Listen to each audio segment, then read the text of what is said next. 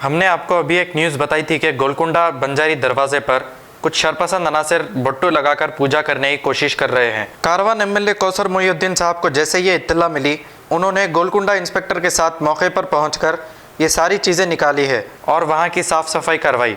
और ये वहाँ की अभी की तस्वीर है। इससे साफ जाहिर होता है कि गोलकुंडा इंस्पेक्टर बहुत ही सेकुलर है और अच्छे इंसान है, और इसी तरह की हरकत करने वालों को गोलकुंडा इंस्पेक्टर साहब कभी माफ़ नहीं करते। और अब वहाँ पर कुछ नहीं है।